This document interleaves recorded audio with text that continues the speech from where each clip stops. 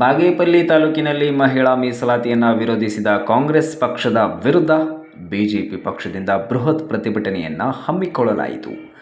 ಬಾಗೇಪಲ್ಲಿ ತಾಲೂಕಿನ ಭಾರತೀಯ ಜನತಾ ಪಾರ್ಟಿ ಬಾಗೇಪಲ್ಲಿ ಮಂಡಳ ಅಧ್ಯಕ್ಷರಾದ ಆರ್. ಪ್ರತಾಪ್ ಅವರ ನೇತೃತ್ವದಲ್ಲಿ ಮಹಿಳಾ ಮೀಸಲಾತಿಯನ್ನು ವಿರೋಧಿಸುತ್ತಿರುವ ಕಾಂಗ್ರೆಸ್ ಪಕ್ಷದ ವಿರುದ್ಧ ಬೃಹತ್ ಪ್ರತಿಭಟನೆಯನ್ನು ಹಮ್ಮಿಕೊಳ್ಳಲಾಯಿತು. ಈ ವೇಳೆಯಲ್ಲಿ ಬಾಗೇಪಲ್ಲಿ ಬಿಜೆಪಿ ಮಂಡಲ ಅಧ್ಯಕ್ಷರಾದ ಆರ್. ಪ್ರತಾಪ್ ಅವರ ಮಾತನಾಡಿ, ಬಿಜೆಪಿ ಪಕ್ಷದ ಚಿಕ್ಕಬಳ್ಳಾಪುರ ಜಿಲ್ಲಾಧ್ಯಕ್ಷರಾದ ಸಿಂಕಲ್ ರಾಮಚಂದ್ರಗೌಡರ ಆದೇಶದ ಮೇರೆಗೆ ಮತ್ತು ಬಿಜೆಪಿ ರಾಜ್ಯ ಕಾರ್ಯದರ್ಶಿ ಸಿ. ಮುನಿರಾಜು ಅವರ ಸಲಹೆಯಂತೆ ಬಾಗೇಪಲ್ಲಿ ತಾಲೂಕಿನಲ್ಲಿ ಪ್ರತಿಭಟನೆಯನ್ನು ಹಮ್ಮಿಕೊಂಡಿದ್ದೇವೆ ಎಂದು ಇಡೀ ದೇಶದಲ್ಲಿ ಭಾರತೀಯ ಜನತಾ ಪಕ್ಷದ ವತಿಯಿಂದ ಮಹಿಳಾ ಮೀಸಲಾತಿ ವಿರೋಧಿಸಿದ ಕಾಂಗ್ರೆಸ್ ಪಕ್ಷದ ವಿರುದ್ಧ ಪ್ರತಿಭಟನೆಯನ್ನು ಹಮ್ಮಿಕೊಳ್ಳಲಾಗುತ್ತಿದೆ. ಏಕೆಂದರೆ ಇತ್ತೀಚೆಗೆ ಕೇಂದ್ರ ಸರ್ಕಾರದ ವಿಶೇಷ ಅಧಿವೇಶನದಲ್ಲಿ NDA ಮೈತ್ರಿಕೂಟವು ಮಹಿಳೆಯರಿಗೆ ಮೀಸಲಾತಿ ನೀಡಬೇಕು ಎಂದಾಗ ಕಾಂಗ್ರೆಸ್ ಪಕ್ಷವು ವಿರೋಧ ಮಾಡುತ್ತಿರುವುದು ಖಂಡನೀಯ ವಿಚಾರವಾಗಿದೆ.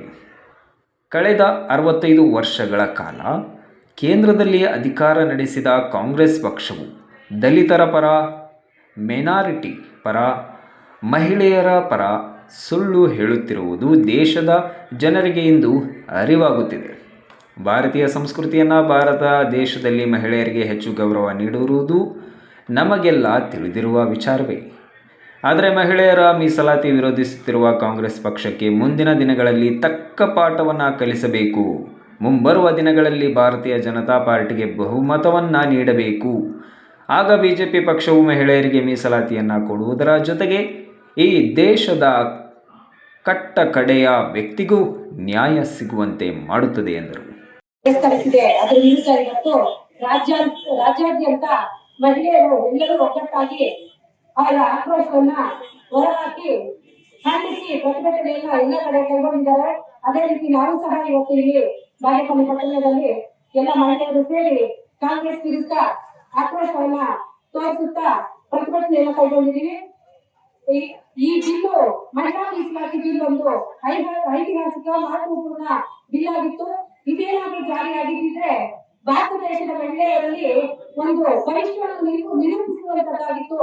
ಮಹಿಳೆಯರಿಗೆ ಒಂದು ಸುವರ್ಣ ಅವಕಾಶ ಸಿಗುವಂತದ್ದಾಗಿತ್ತು.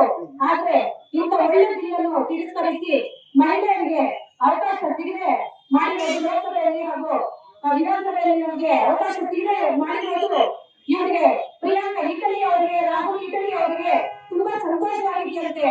ಆಚೆ ಹೋಗಿ ಅವರು ಅವರ ಇಂಟೆಲಿಜೆನ್ಸ್ ಟ್ವಿಟರ್ ಅಲ್ಲಿ ಟ್ವೀಟ್ ಮಾಡಿದ್ದಾರೆ.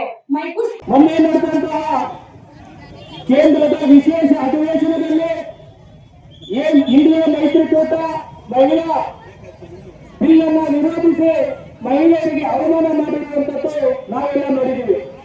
65 ವರ್ಷಗಳ ಕಾಲ ಅನೇಕ ಸುಳ್ಳುಗಳು ಹೇಳ್ಕೊಂಡು ನಾವು ದಲಿತರ ಪರ, ಮೈನಾರಿಟಿ ಪರ, ಮಹಿಳೆಯರ ಪರ ಅಂತ ಹೇಳ್ಕೊಳ್ತಾ ಇರುವಂತಹ ಕಾಂಗ್ರೆಸ್ ಸರ್ಕಾರ ಅವರ ಯೋಗ್ಯತೆ ಏನು ಅಂತ ಇವತ್ತು ಗೊತ್ತಾಗಿದೆ. ಅದಕ್ಕೋಸ್ಕರ ಮಹಿಳೆಯರನ್ನ ಇವತ್ತು ತೀರ್ಮಾನ ಮಾಡಬೇಕು.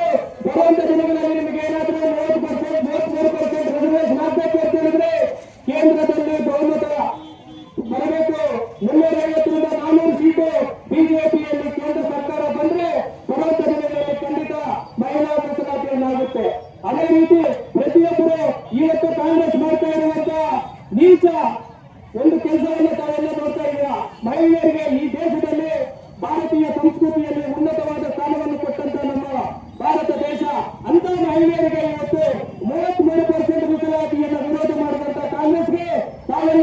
ವರದಿ BA Babajan, BV5 news, Bagepalli taluk. Thanks for watching. Read, discuss and debate with editor Dr. Yan Prashant Rao. Wanted reporters in print, digital and visual media for Bharat Vaibhav Daily Newspaper, BV News 5 Channel and BV Fast Web News from all the talukas of Karnataka, Goa and Maharashtra. If interested, send your resume to 9019229369.